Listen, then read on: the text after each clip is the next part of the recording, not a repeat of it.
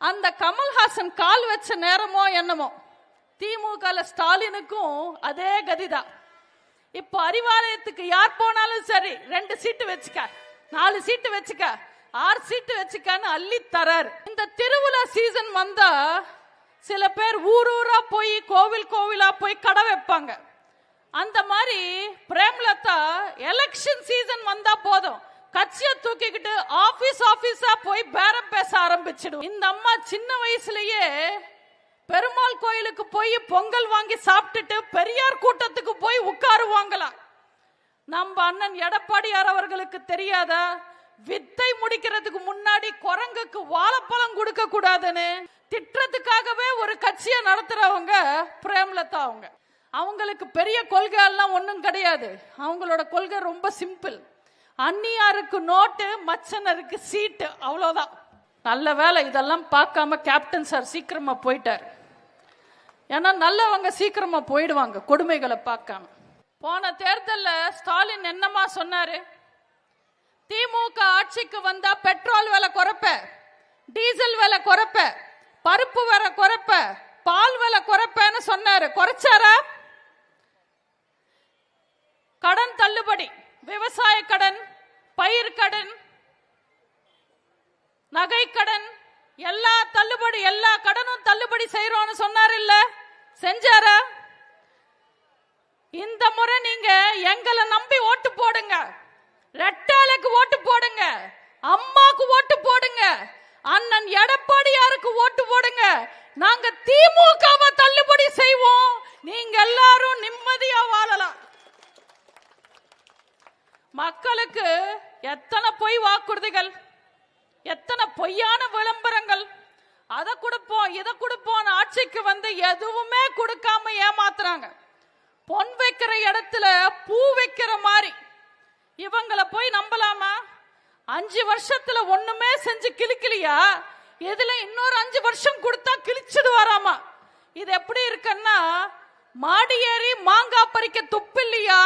இவர் மலேசியா போய் மங்குஸ்தான் பறிப்பாராமா? இவங்க எல்லாரையும் என்னங்க பண்றது? 5 வருஷத்துல திமுக எத்தனை ஊழல் செஞ்சது? ஒவ்வொரு வாட்டி திமுக ஆட்சி கொடுக்கும் போது அவங்க ஆட்சி முடிக்கிறதுக்குள்ள எத்தனை ஊழல் செய்வாங்க? காத்துல ஊழல், கப்பல்ல ஊழல், அலைவரிசையில ஊழல், ஆள் எடுக்கிறதுல ஊழல், கரியில ஊழல், கடல்ல ஊழல், சரக்கடிக்கிற இடத்துல ஊழல், சாமி கும்பிடுற இடத்துல ஊழல், திரும்புற பக்கம் எல்லாம் ஊழல் ஊழல் ஊழல்.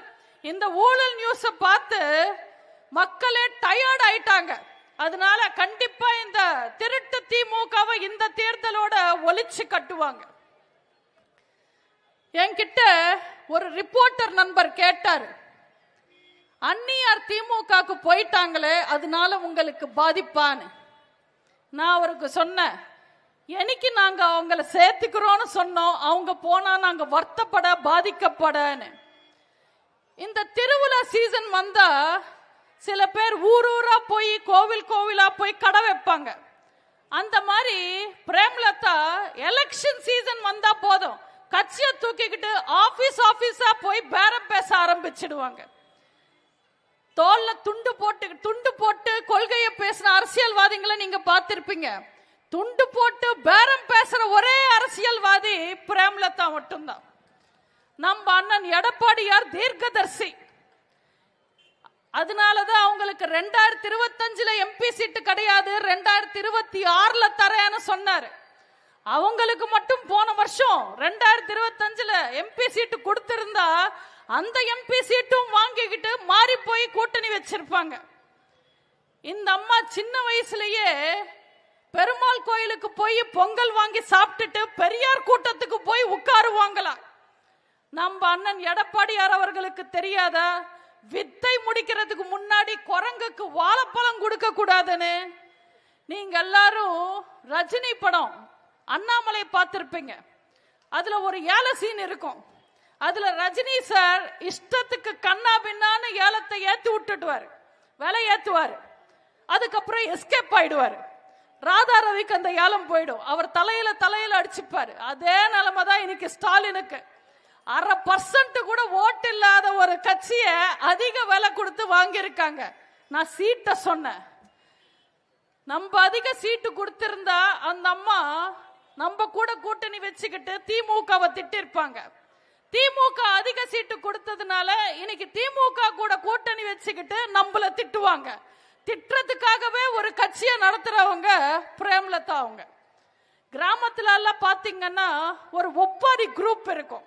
யாராவது இறந்தா அவங்களுக்கு பணம் கொடுத்தா அந்த ஒப்பாரி கேங் போய் செத்தவரோட வீட்டுல உட்கார்ந்து அவங்களோட பெருமையெல்லாம் பேசி ஒப்பாரி வைப்பாங்க. அதே கேங்குக்கு கொஞ்சம் அதிக பணம் கொடுத்தா அவனை கொன்னவன் வீட்டுக்கே போய் உட்கார்ந்து ஒப்பாரி வச்சுக்கிட்டு பாடுவாங்க. அப்படி ஒரு ஒப்பாரி கேங் லீடர் தான் பிரேமலதா. அவங்களுக்கு பெரிய கொள்கை எல்லாம் ஒன்றும் கிடையாது. அவங்களோட கொள்கை ரொம்ப சிம்பிள். அந்நியாருக்கு நோட்டு, மச்சனருக்கு சீட்டு, அவ்வளோதான். அவங்களுக்கு வேற எதுவும் தேவையில்லை. நீங்க கழுது கிட்ட போய் 500 ரூபாய் நோட்டு கொடுத்தா அது ஒன்றும் கடைக்கு போய் 2 பண்டில் பேப்பர் வாங்கிக்கிட்டு பொறுமையா சாப்பிடாது. அந்த 500 ரூபாவை அப்பவே மின்னிடும். அவ்வளோதான் அதோட அறிவு. அதே மாதிரிதான் தேமுதிக. அவங்களுக்கு எதுக்கு எவ்வளவு மதிப்பு எவ்வளவு மரியாதைன்றது அவங்களுக்கு தெரியாது. நல்ல வேலை இதெல்லாம் பார்க்காம கேப்டன் சார் சீக்கிரமா போயிட்டார். ஏன்னா நல்லவங்க சீக்கிரமா போயிடுவாங்க கொடுமைகளை பார்க்காம. தமிழனா பிறக்கணும்னா பெரிய தவம் இருக்கணும்னு சொல்லுவாங்க. ஆனா இன்னைக்கு என்ன நிலைமை? அமேசான் காட்டுல கூட வாழலாம், ஆனா தமிழ்நாட்டில் வாழவே முடியாத ஒரு நிலைமை. இதேதோ நான் மிகைப்படுத்த சொல்றேன்னு நினைக்காதீங்க. இதுதான் உண்மையான நிலவரம். எனக்கு தெரிஞ்சவருக்கு நடந்த ஒரு விஷயத்த சொல்றேன். எனக்கு தெரிஞ்சவர் அவரோட பையனை ஸ்கூல்ல டிராப் பண்றதுக்கு போயிருக்காரு. அன்னைக்கு ஸ்கூல் இல்லை, ஏன்னா டீச்சர்ஸ் போராட்டம். சரி, பையனை வீட்டுக்கு கூட்டிட்டு வந்து படிக்க வைக்கலான்னு வீட்டுக்கு கூட்டிட்டு வந்தா வீட்டில் ஒரே சூடு, கரண்ட் இல்லை. ஏன்னா இபி ஊழியர்கள் போராட்டம். சரி, வாசல்ல உட்கார வச்சு படிக்க வைக்கலான்னு வாசலுக்கு கூட்டிட்டு வந்து உட்கார வச்சா ஒரே குப்பை நாத்தம், தாங்க முடியல. ஏன்னா தூய்மை பணியாளர்கள் போராட்டம். அந்த குப்பை நாத்தத்தை தாங்க முடியாம அந்த பையன் வாந்தி எல்லாம் எடுத்து மயக்கம் போட்டு விழுந்துட்டான். ஐயோ குழந்தை மயக்கம் போட்டுடுச்சுன்னு ஒரு லைம் ஜூஸ் பண்ணி கொடுக்கலான்னு உள்ள போய் ஜூஸ் போட போனா வீட்டுக்குள்ள சர்க்கரை இல்லை. ஏன்னா ரேஷன் கடை ஊழியர்கள் போராட்டம். சரி, குழந்தைய ஆஸ்பத்திரிக்கு தூக்கிட்டு போலான்னு வாசலுக்கு வந்தா ரோட் பிளாக். ஏன்னா அரசு ஊழியர்கள் போராட்டம். சரி, பக்கத்து சந்தில இருந்து போய் பஸ் ஏறி போயிடலான்னு பஸ் ஸ்டாண்டுக்கு வந்தா பஸ் இல்லை. ஏன்னா ஒப்பந்த ஊழியர்கள் போராட்டம். எப்படியும் அந்த குழந்தைய தூக்கிக்கிட்டு ஜிஹெச்சுக்கு போய் சேர்த்துனா அங்க பாக்குறதுக்கு நர்ஸ் இல்ல, டாக்டர் இல்ல. ஏன்னா நர்ஸ் வேலைக்காக போராடுறாங்க, டாக்டர் சம்பளத்துக்காக போராடுறாங்க. சரி, பிரைவேட் ஆஸ்பத்திரிக்காவது கூட்டிட்டு போலாம், ஆம்புலன்ஸை கூப்பிடலான்னு போன் பண்ணா ஆம்புலன்ஸ் இல்ல. ஏன்னா ஆம்புலன்ஸ் ஒப்பந்ததாரர்கள் போராட்டம். எப்படியோ அந்த குழந்தைய ஒரு வழியா பிரைவேட் ஆஸ்பத்திரிக்கு கூட்டிட்டு போய் ஊசி எல்லாம் போட்டு சிலைன் எல்லாம் ஏத்தி மருந்து மாத்திரை வாங்கி கொடுத்து அந்த குழந்தைய வீட்டுக்கு கூட்டிட்டு வந்து படுக்க வச்சுட்டு ரொம்ப டயர்டா இருக்கு, இன்னைக்கு ரொம்ப கொடுமையான நாள், போய் ஒரு கட்டிங் போடலான்னு டாஸ்மாக்கு போனா அங்க டாஸ்மாக் ஊழியர்கள் போராட்டம், கடை மூடி இருந்தது. இதுதான் உண்மையான நிலவரம். திரும்புற பக்கம் எல்லாம் போராட்டம். இப்படி தமிழ்நாட்டில் இருக்கிற தமிழ்நாடே போராட்ட களமா மாறிக்கிட்டு இருக்கு. தமிழ்நாட்டோட நல்ல பேரெல்லாம் நாறிக்கிட்டு இருக்கு. தமிழ்நாடு மறுபடியும் தலை நிமிர்ந்து வரணும்னா அதிமுக ஆட்சிக்கு வரணும், எடப்பாடியார் முதல்வர் ஆகணும். அப்பதான் தமிழ்நாட்டுக்கும் தமிழர்களுக்கும் நல்ல நிலைமை வரும். இந்த 5 வருஷ விடியல் ஆட்சியில நம்ம எத்தனையோ செய்திகள், எத்தனையோ சம்பவங்கள் எல்லாம் பார்த்திருக்கோம்.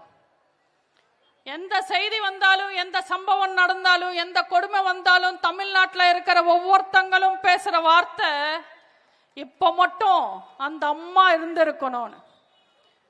கள்ளச்சாராயம் குடிச்சு செத்தாங்க, அந்த செத்தவனுக்கு 10 லட்சம் கொடுத்தாங்க. இப்ப மட்டும் அந்த அம்மா இருந்திருக்கணும்.